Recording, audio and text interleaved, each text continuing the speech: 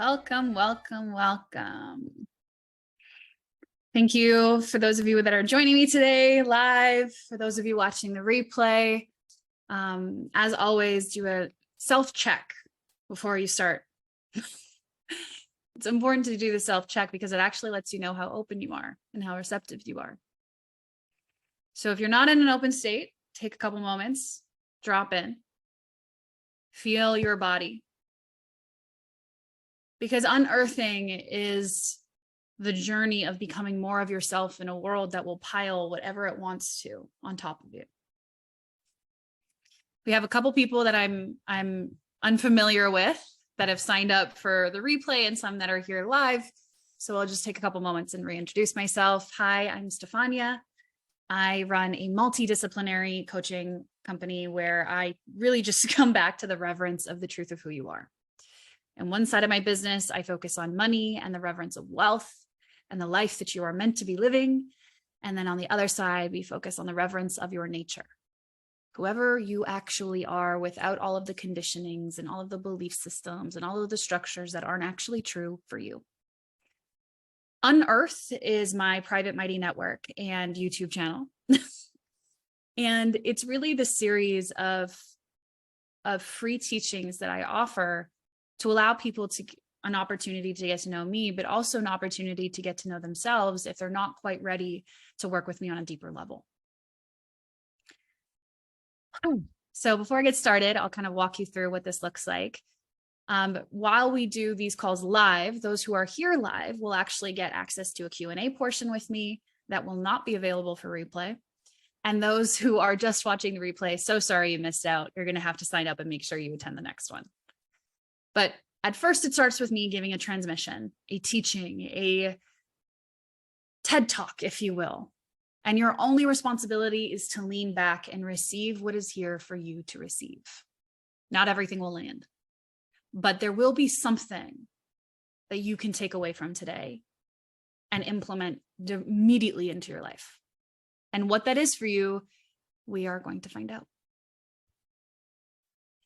Now, if you're familiar with me on social media, you may have noticed that over the last week or so, I've been going through the most emotionally wild journey. I, on Wednesday, had decided to bring my dog in for surgery, a surgery that internally I was not okay with giving her. See, when I lived back in British Columbia, we weren't required to get our dogs spayed. But now that I live in Montreal, it's mandatory. And so for the last 6 months, I've been debating and fighting myself, saying, I don't want to get her spayed. No, I'll push it back. And I couldn't figure out why bringing her for the surgery was such a pain point for me. Finally, I accepted it and I surrendered into the truth that, yes, if I want to live in a city, I have to get her spayed. And the truth is if I want to live any city, I'm going to have to get her spayed as well. And so I brought her in for surgery and everything went well. It was perfect. Until 48 hours later, when I looked on my floor of my living room and there was more blood than I think I've ever seen come out of my dog, ever. And at first I was like, well, it couldn't be estrus because we literally just removed her functionality from being able to do that. What is this?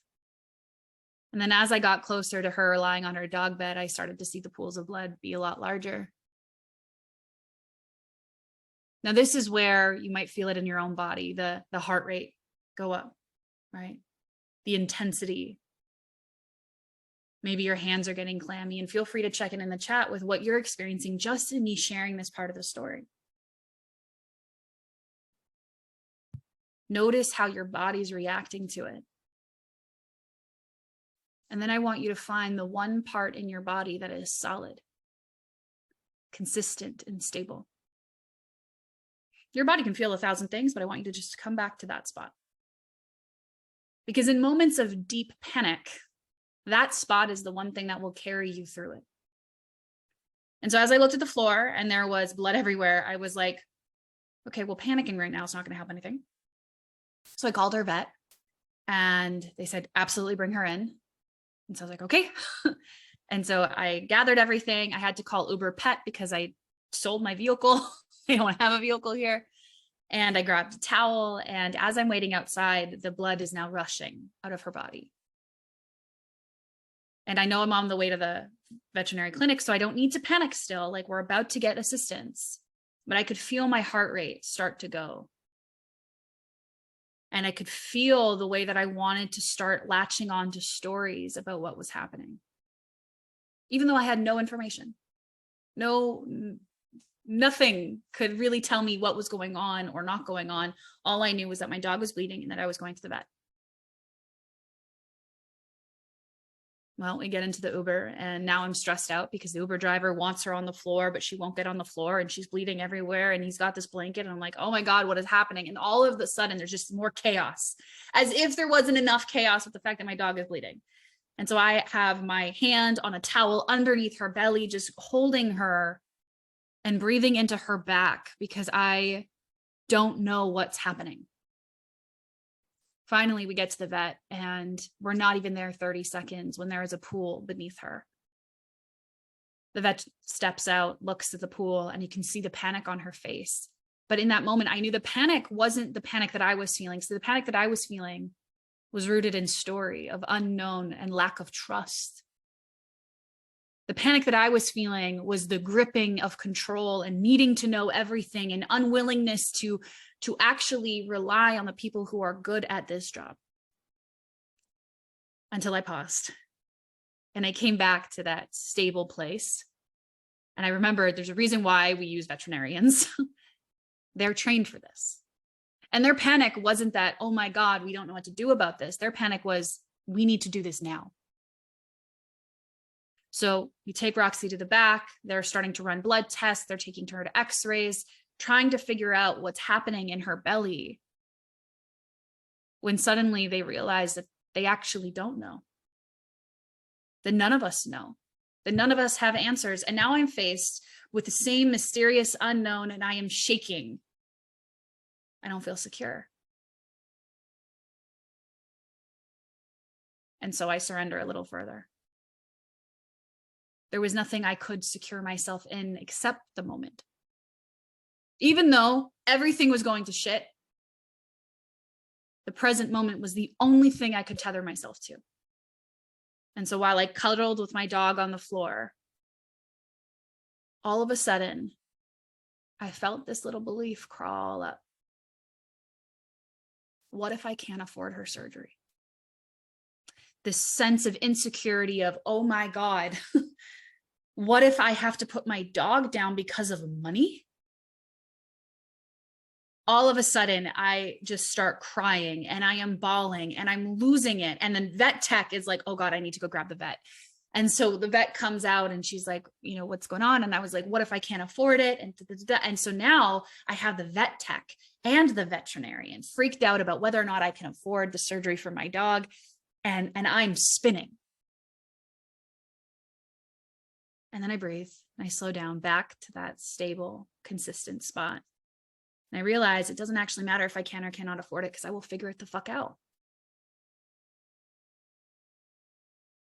That there actually is never going to be a time where I'm going to question saving my dog over spending the money. And suddenly that insecurity flew away, but not before it latched itself onto my veterinarian, onto my vet tech, who now are so preoccupied on what this surgery is going to cost. They're calling the hospital, trying to find out how much it'll cost. They're trying to figure out if they can do it for cheaper and if they have the supplies and all of the things available. And now they're preoccupied with that. All because I let that insecurity be parasitic. See, what's wild is that insecurity requires investment of energy.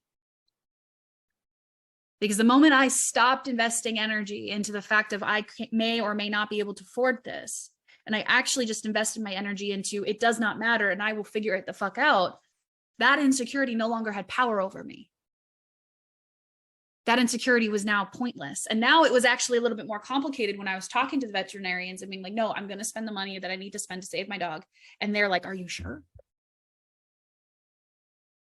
because now the parasitic insecurity I've attached to them that is now feeding off of their life force is hoping that it can find just any spot of wavering in me.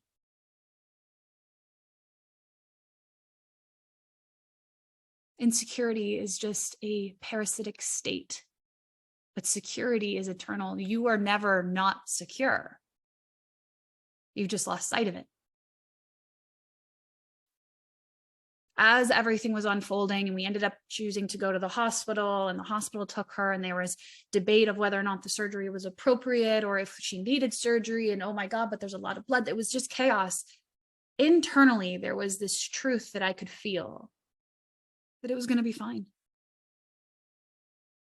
That Roxy was going to be okay.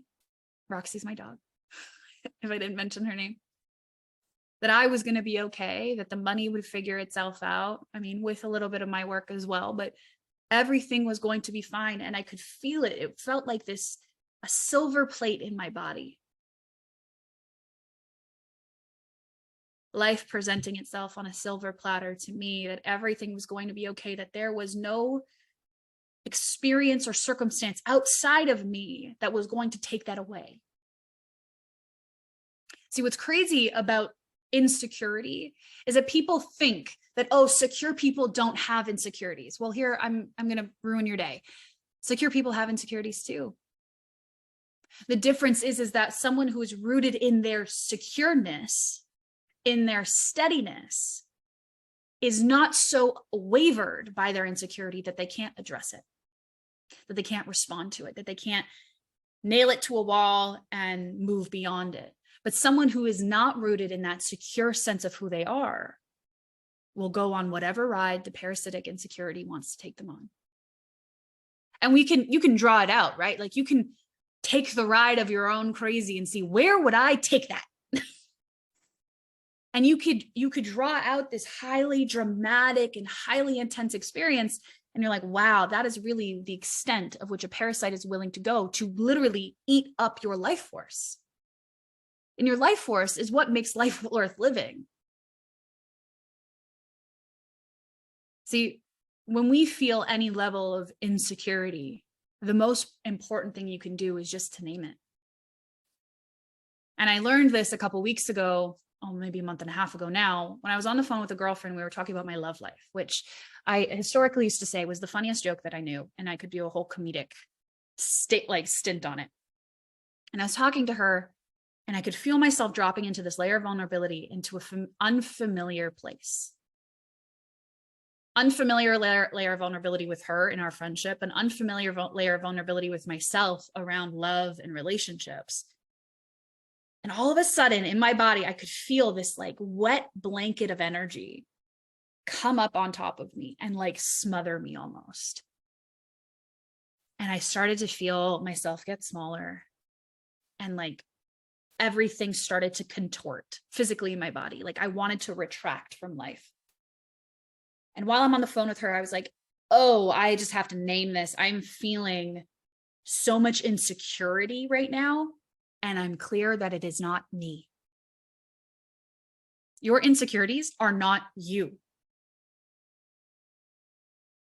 That is why they are parasitic. Parasites aren't you.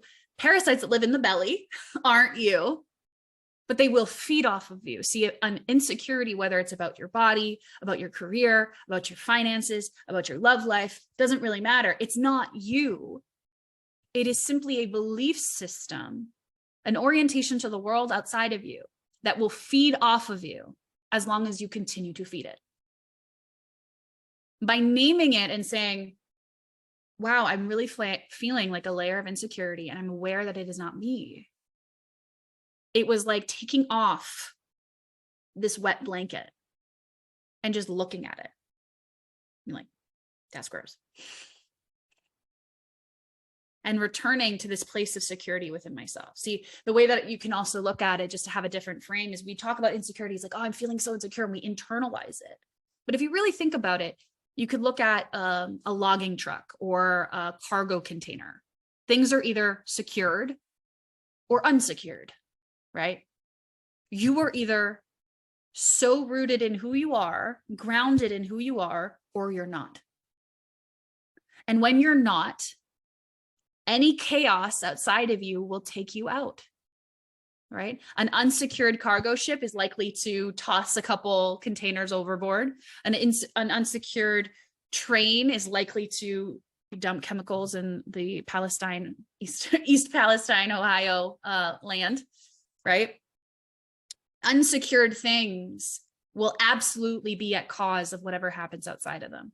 And this is where people feel victimized and lost and disoriented, because now you have to control your external circumstances to make sure nothing takes you off that center, the false idea of center.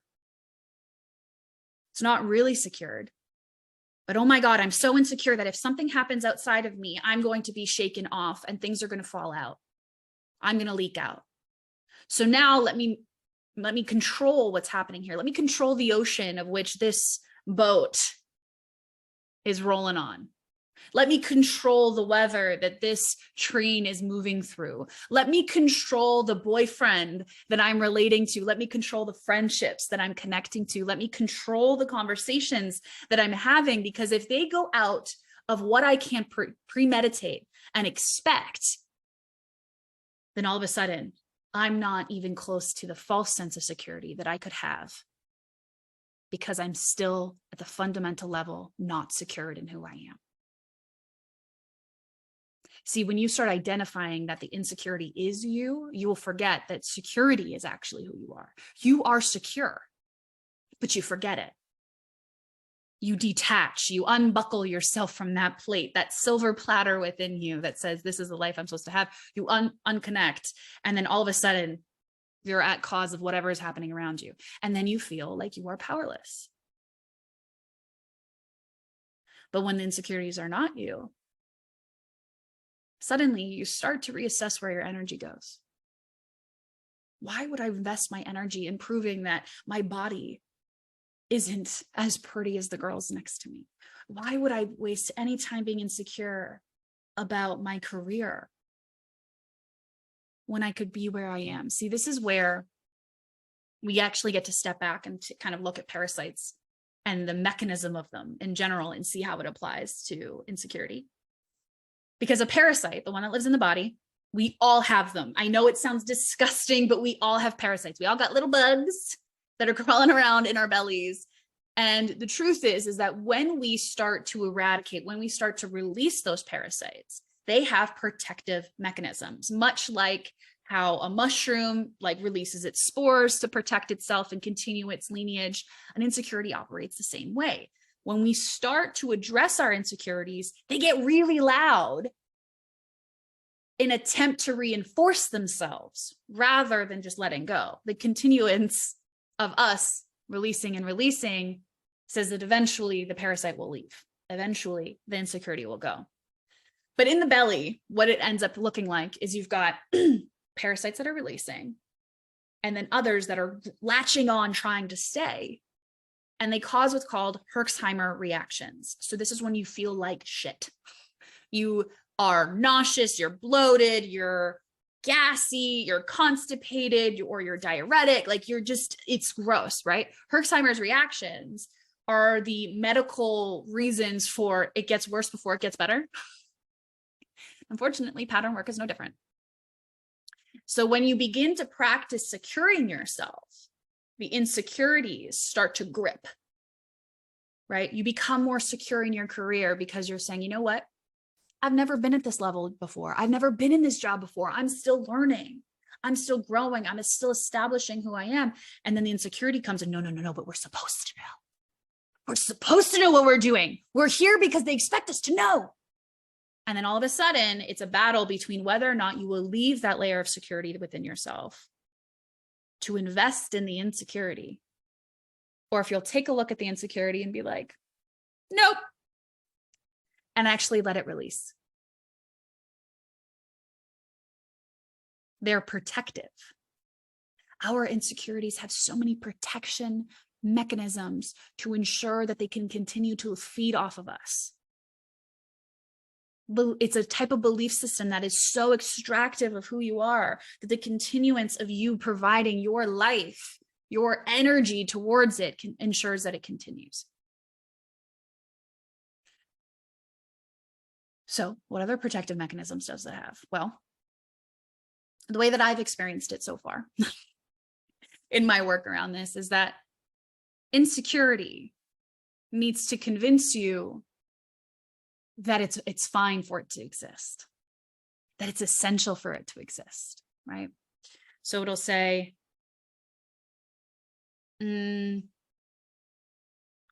feel free to let me know in the chat so I can use your examples in real time. But, something that I feel insecure about quite often is, my physical body. I'm always reestablishing my relationship to my physical body. So I grew up surrounded by dancers and athletes, and I've always been like a bigger girl.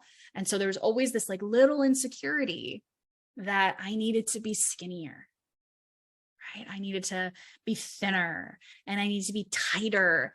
And that the fact that I have like fluffy features was a problem. That's the insecurity, yeah? That I need to be a different way than the way that I am.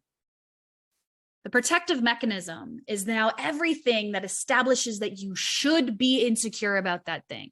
So then I'll go find friends that are athletes, find friends that are dancers, find friends who are skinnier than me, find friends that also tell me I need to lose weight, surround myself with social media that reinforces that insecurity, surround myself with conversations that are entirely centered around that insecurity, right? You can see how that's all tied in. So now the insecurity is validated that I should have it. Absolutely. See, I should be insecure about my body because 110 other people on my social media networks are skinny. There, it validates itself. But here's the thing, that's not actually where it ends. Because the fact of being insecure seems shameful. I shouldn't tell people I'm insecure about myself, so I'm going to pretend I'm not secure.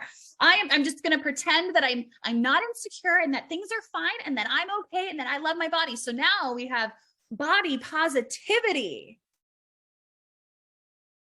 Body positivity is actually not a sense of security. Body positivity is a protective mechanism of the insecurity that has been validated. So now I showcase my body and I flaunt my body around, not from a place of internal rightness, but compensating for the insecurity. And I know this one might feel a little uncomfortable because you're like, but wait, I like body positivity. Don't get me wrong. I love body positivity too, but there is a place where you can physically feel it if it is from a place of truth, a place of steady security in who you are, or if it is fighting to maintain a perception that you're not insecure. See, that's the extra layer of protection. So for me, one of the other insecurities I used to have was that like my expression was not okay. Like who I wasn't okay. And so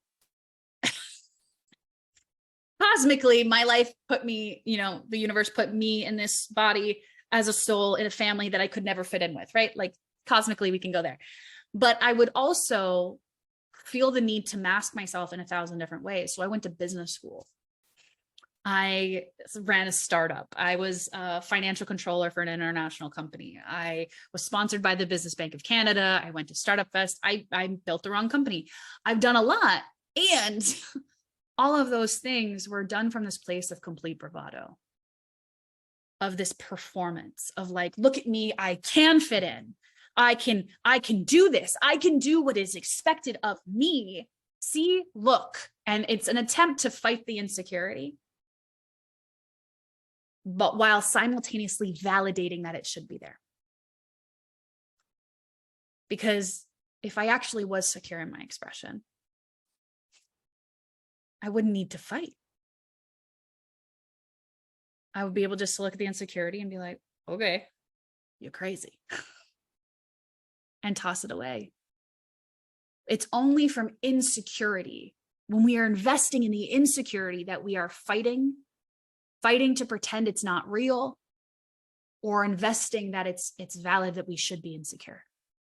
But if you are actually secure in who you are, the insecurities cannot actually attach themselves to you. Because when they flare up, you'll see them and you'll let them go. They'll flare up and let them go. Because here's the thing, again, I've said this before, secure people are not without insecurities, but they are solid and steady within themselves enough to respond to the insecurities when they arise. Because the insecurities, when they arise, they're meant to be worked on. It means that they're ready to go, right? If we look at the parasitic process, when we are ready to let go, it's when they get loud. It's when they start to grip. It's when they release the Herxheimer reactions. That's when they're all like gripping to survive. And that is when we remain centered in ourselves. That's the spot. It's not to be like, oh my God, I have all this insecurity and I'm frozen. It's like, oh, I'm noticing some insecurities come up. Let me find my center again. Let me find that place of steady stillness that remains constant in all circumstances and let that part of me grow. Because if that part of me grows, then of course, all of these things must go. And how this totally played out this past weekend with Roxy was I was sitting in the waiting room at the hospital and I was talking to my mentor. And she's like, I think she'll be all fine. I was like, I actually know that in my being, I know she's going to be fine. And she's like, stay there. I'm like, I know, like, there's this spot where I'm like, I feel so secure in what is unfolding right now, that despite the fact that it's chaotic, despite the fact that my dog is literally bleeding on the floor, there's actually this spot of divine trust. And listen, some people can believe in a sky daddy, and if that's your thing, but all the power to you. But this faith has got nothing to do with anything outside of you. Faith is the thing inside that says it does not matter what happens. I can respond to it. Forever responding to it. Faith is the absolute trust in the divinity of your life unfolding. The thing is that when we get attached to the insecurity when it flares, we will start to control the external world so that it never flares. So we'll create a false life just to mask that insecurity, hoping that we can push it down. But it doesn't actually get pushed down. Eventually it bubbles up because it needs to bubble up to be let go. Every layer of insecurity, we need to let it bubble to release. Piling masks, piling lifestyles, piling stories on top of it doesn't go anywhere. And this is also why I often say affirmations only matter as much as your body believes them to be true. Because if you have an insecurity around love and you go on a date and someone says, hey, I'm really into you, it's a good chance you're still going to freeze. Yeah. You're still going to be like, oh no, what do I do? And you have to be willing to be clumsy in the moment and be willing to be honest and be willing to unearth the truth of who you are in the moment, no matter how messy and uncomfortable it is, because the need for it to be comfortable, the need for it to be perfect is actually the parasite reinforcing its little tendrils into your being so that it can control your life. So if we go back to my body positivity concept, the bravado of the let's show my body off is a performative act. But when I actually soften the bravado and I stop performing like, oh my God, look at me, I'm so happy with my body, and I actually address the insecurity head on, I have to see that there's this way that the reason why I'm uncomfortable with my body is actually got nothing to do with other people. It has nothing to do with whether or not they see me as happy in this body. It's actually got to do with the way that I look at my naked body in the mirror. See, the crazy thing is that being a self-assured, secure individual is deeply humble. Because honesty is about the most intimate thing you could give to yourself.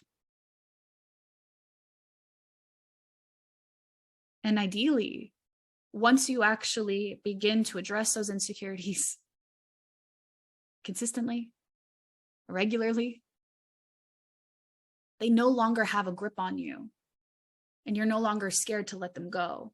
And I got to be honest, is that most people are actually attached to their insecurities because there is a level of safety we can feel in it. This, particularly if there have been long-standing insecurities, right? Like the ones you've had since you were a child. Those ones actually feel safe. Because if you were to let them go, you actually have no idea who you are. You have no idea what the life you're supposed to live is, because your life up until this point has been the product of keeping that parasitic insecurity alive. And then what? Well, you return to faith. You return to that secured silver platter within you that you can just sit on and feel into and trust that there is no reality that you cannot respond to. There is no circumstances that can ever take your power away. That there is nothing that exists outside of you, not no person, not no dynamic, not no job, not no boss, not no friend, not no gossip on the internet, nothing. Nothing outside of you can take your sovereignty away once you stop giving it away to the belief systems that thrive on the power you give away for free.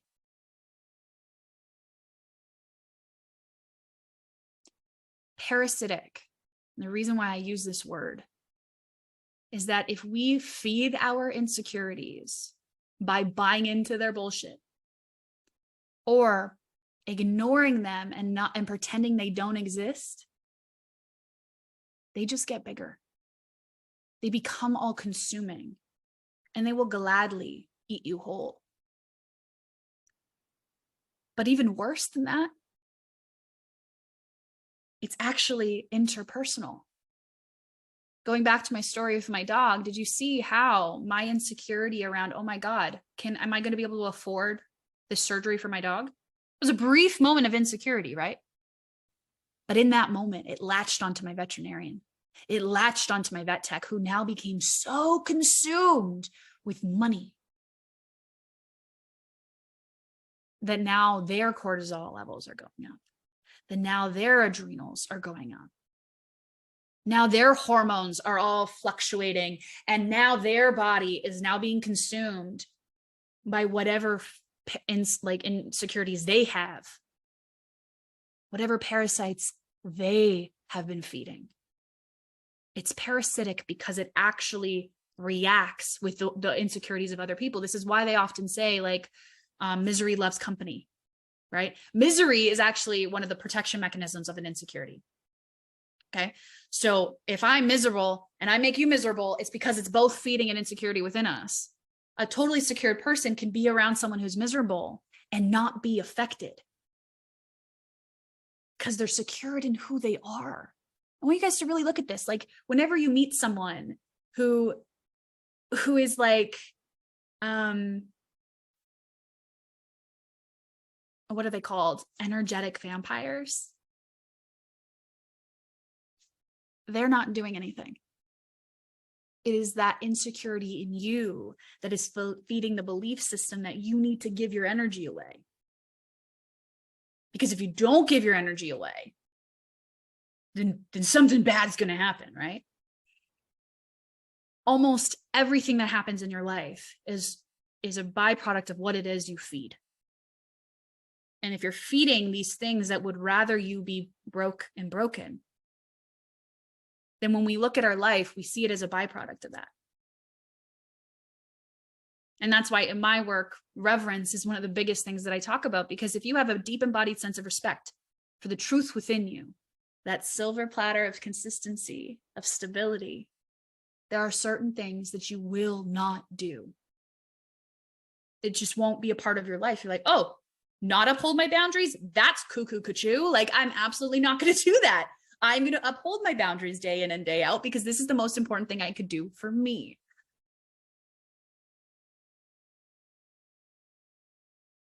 When you are secured in yourself and you have reverence for the way that you feel in that spot, anything that takes you away from that, you will be a no to. You will be no to jobs that take you away from that. You will be no to financial decisions that take you away from that. You will be no to relationships and friendships. But the beauty of this is that the more that you are no to anything that wants to move you from your center, you can be a yes to the things that keep you there.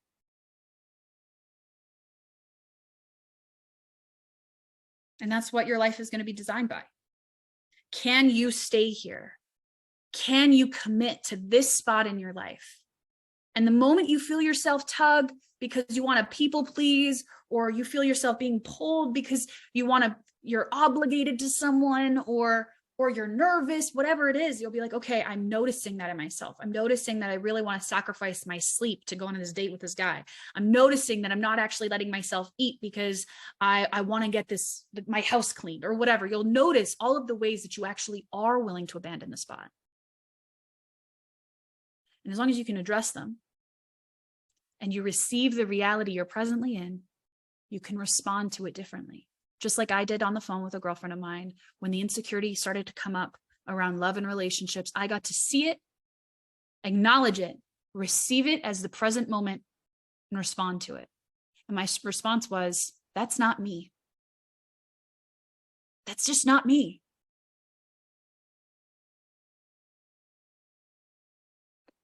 And the more that I dive into my particular medicine as a teacher and a guide, the more that I see that, like, this is why people come to work with me. Like, if you would have told me 10 years ago, people are going to come to work with me to find the sense of steadiness within themselves, I would have told you were cray-cray.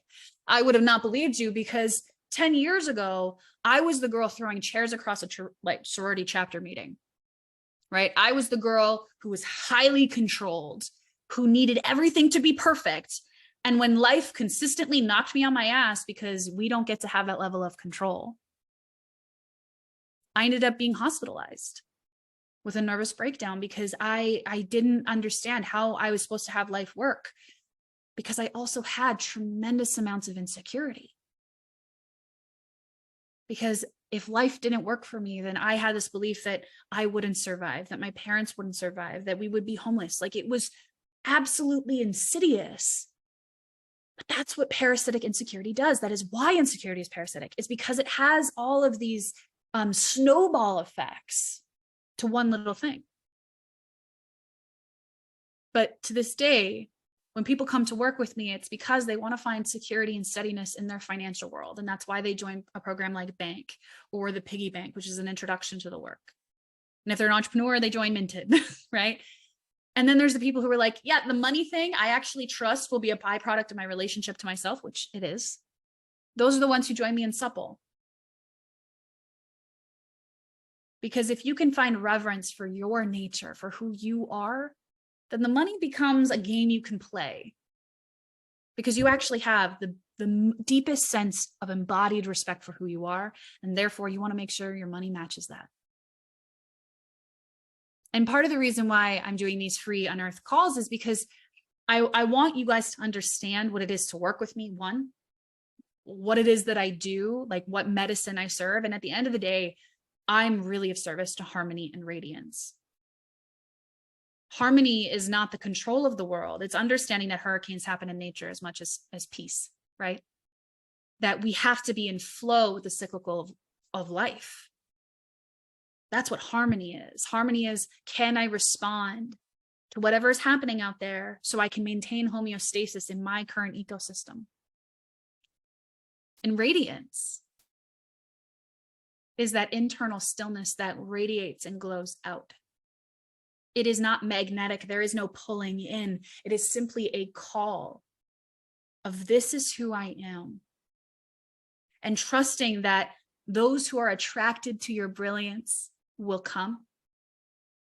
And those who are repelled by it, thank God.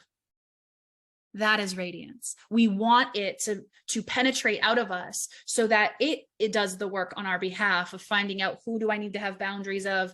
Who do I need to bring in closer? Who do I need to have more intimacy with? Who do I need to be more vulnerable and honest with? All of that is a function of radiance, of how committed to this spot inside of yourself are you, and how willing are you to be in flow with the relationship of the world is the harmony aspect of that. And so I've just released Unearth memberships for those who actually want to do the path of the reverent wealth and reverent nature, because you want to do them in tandem and have really profound shifts in the work that you're able to do. And so if you feel called to do that, all you got to do is just send me a message And I will get on a complimentary one-on-one call with you, and we can figure out what your particular plan is, what's most of service to you. Some of you may want to do the full bank and SUPPLE path. Some of you may just want to do bank. Some of you may just want to do SUPPLE. Some of you may be like, right now, I just want to do these free events. And that's okay too. But at least allow me to connect with you in a way so I can figure out what's most of service. And then you feel into what is the best step for you.